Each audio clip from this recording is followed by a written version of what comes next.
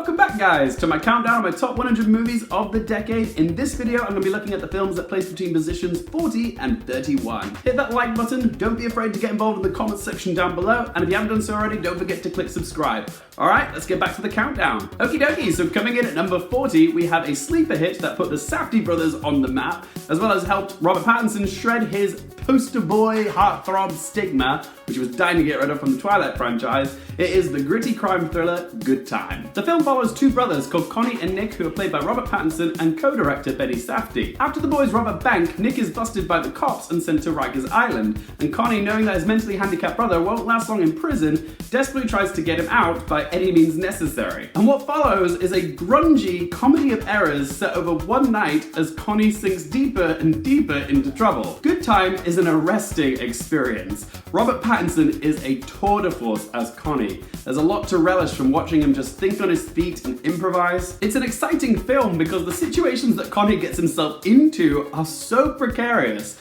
The entire film feels like one giant Jenga game stacked 52 stories high. It builds and it builds, and the tension rises with each decision that he makes. And Robert Pattinson is clearly having a blast playing such a toxic user. He's the type of character that gets under your skin, but somehow you're still rooting for.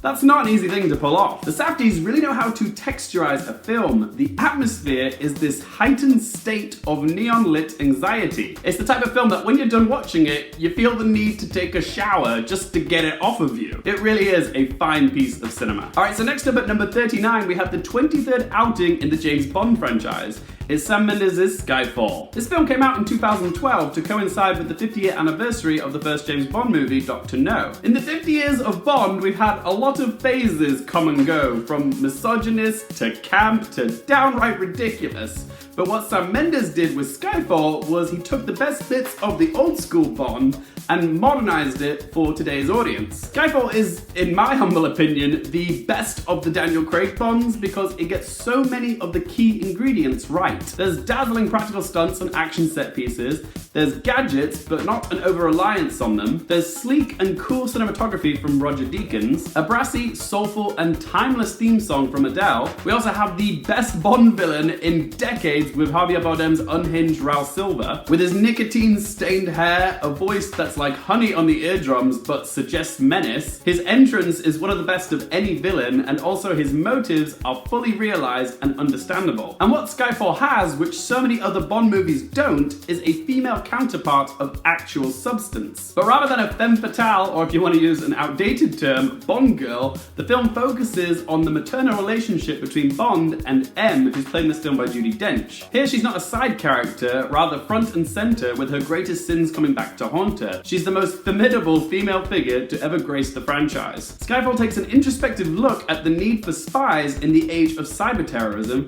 but it's also an intelligent, sexy, breathtaking action thriller that will leave you shaken, not stirred. Alright, so coming in at number 38, we have an adaptation of one of my favorite books from author Suzanne Collins. It's Gary Ross's The Hunger Games. I love the whole Hunger Games franchise, but the first film is by far my favourite of all four films. Set in the dystopian world of Panem, each year one boy and one girl from each of the 12 districts is selected to compete in a barbaric televised game known as the Hunger Games, where they must enter an arena and fight to the death until there's only one left standing. Like Battle Royale, but with a PG-13 rating. Our heroine is Katniss Everdeen, who's played in this film by Jennifer Lawrence, who volunteers as the female tribute for District 12 in place of her little sister Primrose. Armed with a bow and arrow, we watch how the girl on fire plays the game in order to survive. The Hunger Games is the rare young adult franchise which managed to avoid being pigeonholed by its target demographic. It transcended those barriers because it's a story rich in allegory and satirical observations about the divide between the rich and the poor, violence for entertainment, spectacle, and the fabrication of so-called reality TV. In short, the world of Panem isn't vastly different from our own, and it's accessible to all audiences because it's intelligent. It's got something for everyone: a smart, resourceful protagonist, nerve-wracking action, a dollop of romance, fabulous costumes, memorable supporting characters, as well as plenty of quotable dialogue. Happy Hunger Games! And May the odds be ever in your favor. It's a blockbuster with something to say, and it's the cinematic definition of the word epic. Moving on, next up we have a film which bid farewell to a role which Hugh Jackman had been playing for 17 years, as well as helped usher in a new wave of appreciation for comic book movies. It's James Mangold's Logan. Set in the year 2029, a visibly worn out and grizzled Logan, once again played by Hugh Jackman, plays caretaker to Professor X, once again played by Patrick Stewart, who now suffers from seizures and dementia. But when a new mutant called Laura, played by Daphne Keane, comes to Logan for help, he reluctantly makes it his mission to get her to safety. Logan is so much more than a superhero movie. It's a reflective, moody character study that's part road trip film, part western. All the superhero stuff takes a back seat in favour of the characters and story. Not that there's not great action in Logan, there is, but what's great about Logan is that the action scenes serve a purpose. It's not action just for the sake of action. There's also buckets of emotion and humour due to the committed performances from Hugh Jackman and Patrick Stewart.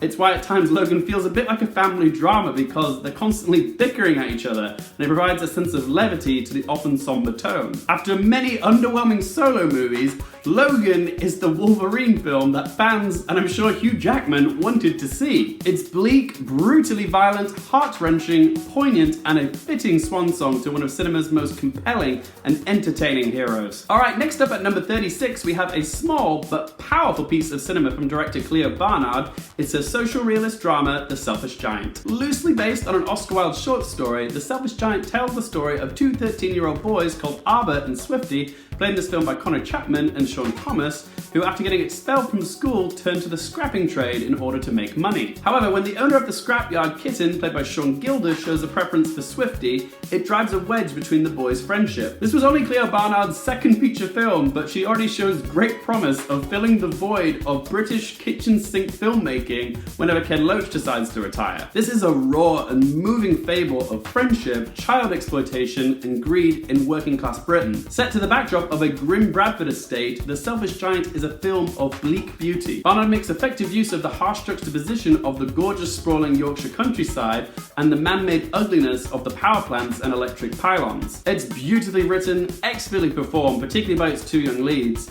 It's a harrowing watch, but there's a glimmering sense of hope amid the despair. Trust me, this is one not to be missed. Next up at number 35, we have an atmospheric psychosexual horror from writer-director David Robert Mitchell. It's the skin-crawling It Follows. Clearly inspired by the works of John Carpenter, It Follows is a modern-day set horror with a vintage retrofitted feel of the late 70s, early 80s. The plot is familiar of the genre, but it's deconstructed enough to give the viewer something new. The old trope of the 70s and 80s slasher flicks was that if you have sex, then you die. David Robert Mitchell takes that trope and cranks it up a notch with It Follows. The film literally follows teenager Jay, who's played in this film by Micah Monroe, who after sleeping with her boyfriend is stalked by this malevolent shape-shifting presence which wants to kill her. This thing makes gonorrhea look cute and cuddly. It can only be seen by Jay, and it can take on the form of anybody, living or dead. But what amplifies the tension is the presence which relentlessly stalks Jay is always following her at a slow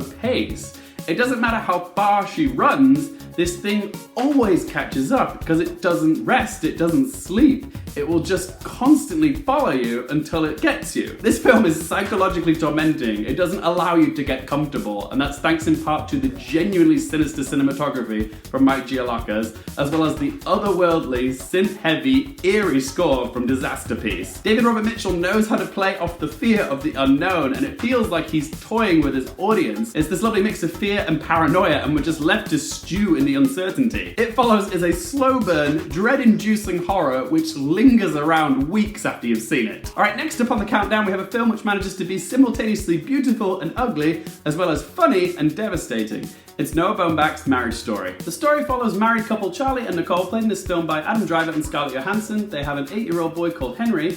After 10 years of marriage, they decide to throw in the towel, and despite wanting to end things amicably, things turn sour when lawyers are brought in and an East Coast, West Coast custody battle ensues. I ruddy loved Marriage Story. I can't say that I relate to it because I never had any first-hand experience with divorce myself, but what makes Noah Baumbach's Marriage Story so universally relatable is the humanity that's on display. Baumbach has a gift for capturing the little and often emotional moments that make up life, like how we notice the perfect imperfections of our partners, and also how they fail us, and also the minutiae of everyday life. Even though it is a breakup movie, it doesn't wallow in the sorrow. At times it feels like a screwball comedy. There are so many absurd moments in this film which are genuinely hysterical. All the characters are fully realized. There are no small parts in this film. There are so many scene-stealing moments from the supporting players in this film, from like Laura Dern, Julie Haggerty, Merritt Weaver, Ray Liotta, Alan Alda, and Martha Kelly. But it's the two central performances from Scarlett Johansson and Adam Driver which humanize this film. You feel everything for these characters, the highs, the lows, the joys, the sorrows, the resentment, and the decades worth of history. It all feels so authentically honest and real. Baumbach took the pain of his past and molded it into something beautiful, funny, and resonant. Alright, so next up we have a bonkers but brilliant surreal satire from director Boots Riley. It's the ambitious black comedy, Sorry to Bother You. Originality is in serious short supply these days, but every now and then a new voice will emerge and deliver something that absolutely nobody could have anticipated. Sorry to Bother You is truly an original idea from a filmmaker with a very unique vision and voice. Set in an alternate present-day version of Oakland, idealistic millennial Cash, who's played in this film by Lakeith Stanfield, gets himself an entry-level telemarketing job at this corporate company called Regalview so he can make a quick buck. However, when Cash discovers he has a talent for sales, he begins to sell out his values for money, benefits, and a comfortable lifestyle, which has some hilarious and horrific consequences. Sorry to Bother You is a biting social commentary on corporate greed, racial profiling, white privilege, institutionalized racism, elitism, and identity politics. Most directors take a few films before they find their style, but Boots Riley seems to have found his right out the gate. Sorry to Bother You is topical, colourful, playful, inventive, abstract, and oddball. Honestly, there's no shortage of adjectives to describe his work, but very rarely does a first-time filmmaker grab my attention with such veracity that he leaves me excited to see what film he's going to make next. But his first film, Sorry to Bother You, is unlike anything that you've seen before and probably ever will see again. And that's a good thing. So coming in at number 32, we have a film which nobody asked for, nobody wanted, and everybody presumed was doomed to fail. But despite the odds being stacked against it, it turned out to be a hysterical, heartfelt, and most importantly, needed entry in the Toy Story franchise. It's Josh Cooley's Toy Story 4. I was genuinely mad when they announced Toy Story 4 because at the time I thought the first three Toy Story films were about as close as we were ever going to get to a perfect cinematic trilogy. And why risk ruining something that's already perfect? But when I came out of Toy Story 4, I yielded. This film floored me. It wasn't until I saw this film that I understood that this was the coda before the curtain closed on the Toy Story franchise. Toy Story 4 wrapped up all the loose ends of the previous films, like the relationship between Woody and Bo Peep. All the new characters brought so much life to the film, with Ducky, Bunny, and Duke Kaboom providing so many laughs, as well as Forky, probably the cutest character in the whole franchise, but he brought the existential crisis to the film, as well as so much adorable dialogue. This is Forky. I'm trash. And then you've got Gabby Gabby, who's an antagonist with layers, and you can actually empathize with her. Plus, the ending of this film destroyed me. I didn't know I was physically capable of crying for 20 minutes straight, but the finale of this film, it's so emotional. It's somehow sad, happy, uplifting, and cathartic all at the same time. Like, to call it simply bittersweet doesn't do it justice because it's so much more than that. This really was Woody's film, and his character development I personally resonated with because it's all about an adult looking for purpose. And when his journey came to an end, I felt like I personally let go of the same emotional baggage that Woody had. Toy Story 4 is profoundly poignant, and it gave me closure that I didn't even know I needed. My inner child adored this film. Me as an adult loves it now, and I cannot wait to rewatch it again in the future when I'm a parent as well as a grandparent.